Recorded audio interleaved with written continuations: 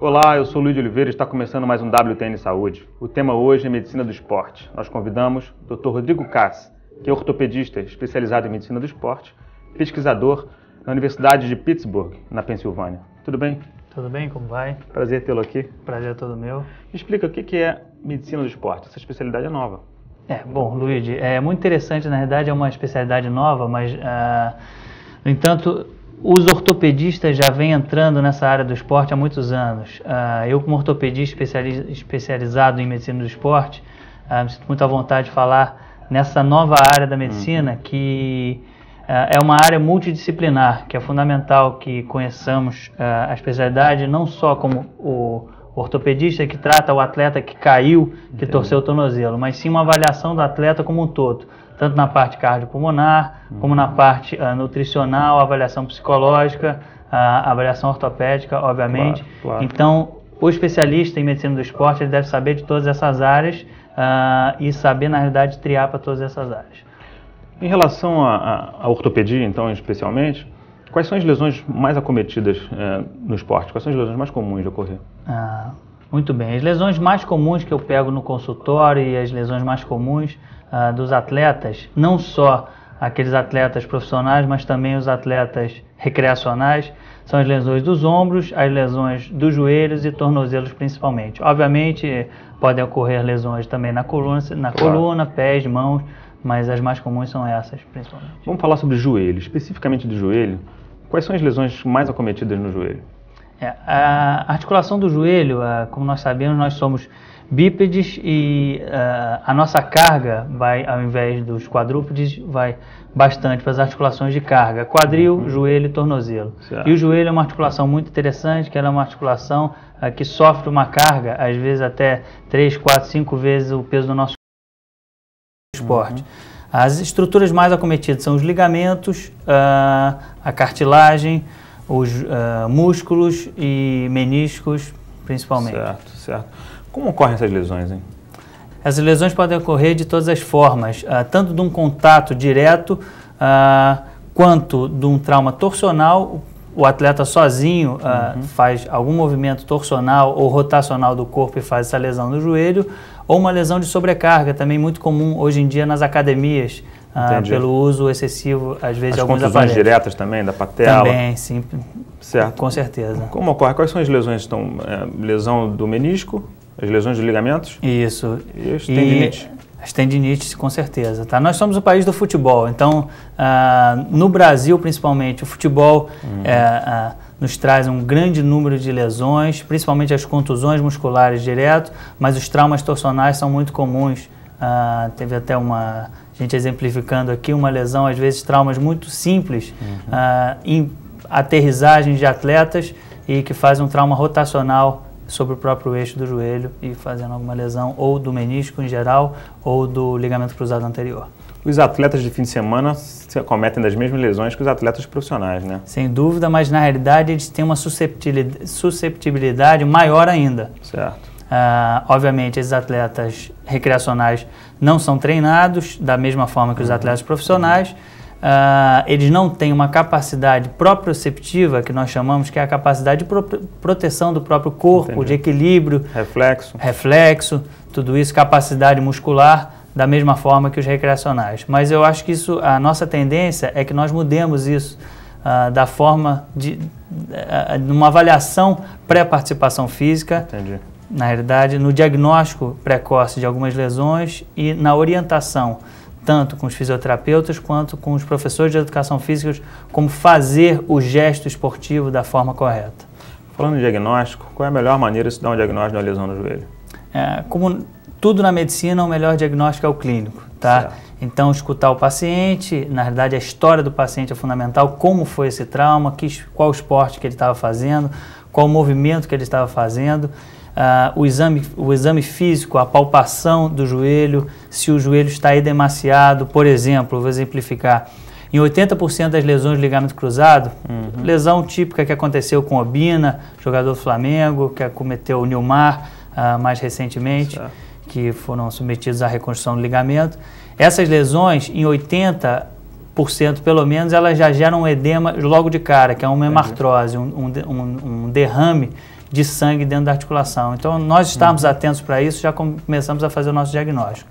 Obviamente, a radiografia é fundamental e a ressonância é o exame padrão ouro para fecharmos o diagnóstico. Quer dizer, para escolher o melhor exame é a ressonância. A ressonância magnética, conseguimos ver tanto o menisco, quanto o ligamento, quanto as lesões osteocartilaginosas. E aí você traça um plano de tratamento, né? Sem dúvida. O tratamento é cirúrgico? Tudo depende, na realidade depende do grau da lesão e existem classificações para cada tipo de lesão diferente. Obviamente, o tratamento hoje em dia, principalmente para as lesões esportivas, é um tratamento muito segmentado e muito de acordo com o atleta. Então, o tratamento é personalizado. Eu não vou tratar da mesma forma um jogador profissional de 20 anos com uma lesão no menisco, da mesma forma, tratar da mesma forma que eu vou tratar um senhor de 75 anos de idade, mesmo ele fazendo a prática esportiva. Quer dizer, o início de carreira, eventualmente, você tem que ser um pouco mais agressivo no tratamento, se o cara ainda vai usar aquela articulação por muito tempo e com muita carga, com muito estresse. Sem dúvida nenhuma. Rodrigo, todo mundo fala do menisco. As lesões meniscais são lesões comuns, lesões de ligamento cruzado e as lesões de patela, tendinite patelar, são coisas que estão na boca de todo mundo, mas ninguém visualiza bem e não sabe exatamente como trata. Me fala disso. Importante primeiro para o paciente saber o que é essa lesão, o que ele está sentindo, qual é o tipo de lesão que ele tem. O menisco, na realidade, é uma estrutura fibrocartilaginosa que está no interior do joelho e é uma estrutura fundamental para a articulação, para que não haja degeneração da cartilagem. A cartilagem, até o ponto que se sabe, não é uma degeneração de forma ideal dessa cartilagem. Qual o grande problema disso? Uma vez ela lesada, ela vai degenerando e vai terminar, obviamente, numa artrose, exatamente, precoce. Certo. Então, antigamente se fazia a cirurgia de retirada completa do menisco. Foi-se vendo que isso não é ideal, porque o menisco é um amortecedor do joelho. Certo. E 5 a 10 anos de follow-up dessas lesões meniscais retiradas completa, foram vistos que esses atletas, esses pacientes tinham uma artrose muito grande. Entendi. Então, na realidade, você taxa esse joelho desse paciente, é um joelho com um prognóstico muito ruim. Acaba condenando esse joelho. Exatamente. Então, o nosso tratamento ideal dessas lesões meniscais é o que a gente chama de meniscectomia parcial. Nós retiramos simplesmente a parte lesada do menisco e deixamos o máximo possível de menisco para suportar a carga do peso. Porque protege a articulação, né? Exatamente. É por via endoscópica, né, essa abordagem? Isso, via artroscopia, são 2 ou 3 furinhos no joelho, um portal, na realidade, nós entramos com a câmera para visualização de dentro da articulação. Antigamente era só para diagnóstico, hoje em dia fazemos o tratamento junto. Certo. E entramos no outro portal com a pinça para o tratamento, ou para retirada do menisco lesado, ou simplesmente também para sutura. Fazer a sutura do exatamente menisco. Desse menisco, que são para casos mais específicos, mas é um tratamento muito indicado hoje em dia. E o famoso ligamento cruzado, como é que ele é? O ligamento cruzado, juntamente, existem 2 ligamentos cruzados, o ligamento cruzado anterior e posterior. O ligamento cruzado é o pivô central da articulação, é o que impede o joelho, na realidade, de sair do lugar e para frente ou para trás. Assim? Exatamente, tanto no sentido antero-posterior, tá, para frente e para trás, como lateral. É fundamental. Então, o ligamento cruzado ele pode ser rompido num movimento torsional do joelho. Temos exemplo. Rotação no próprio eixo, assim? Principalmente, exatamente. É um movimento de flexo-rotação que nós chamamos. Em geral, o paciente sente um estalido e uma dor muito abrupta na hora, e um inchaço. E qual o grande problema desse ligamento? Esse ligamento tem uma vascularização muito pobre. Entendi. Então, diferentemente de outros ligamentos, não é possível fazer, na maioria dos casos, uma sutura direta. Ele custa cicatrizar, né? Exatamente. A vascularização dele é ruim e não há cicatrização. Certo. Então, nós fazemos a ressecção de outro tendão ou do terço central do tendão patelar ou de outro tendão e fazemos a reconstrução desse ligamento com túneis no fêmur e na tíbia. Substituindo o ligamento. Certo.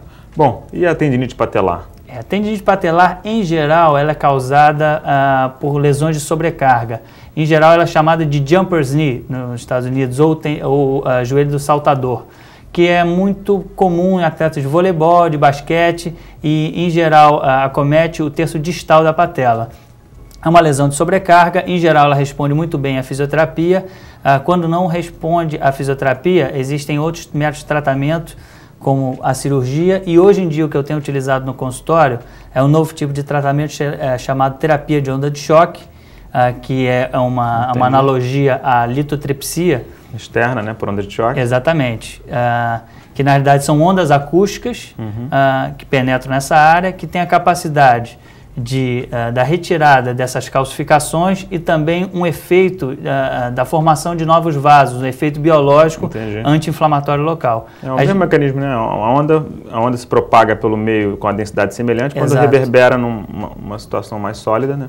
Um anteparo mais sólido, fragmenta, né? E a gente tem tido resultados muito bons, de 70%. Nós na clínica, no CREB, Centro de Reumatologia, Botafogo, nós temos um volume muito grande de pacientes com esse tipo de patologia.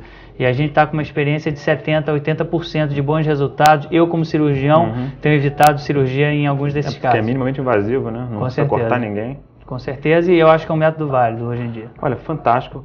Foi muito bom ter você aqui. Ainda vamos falar sobre tornozelo e sobre ombro. Tá ótimo. Até já. Um abraço. WTN Saúde vai ficando por aqui. Mas não esqueça dos nossos extras. Clique nos nossos links também. Até a próxima.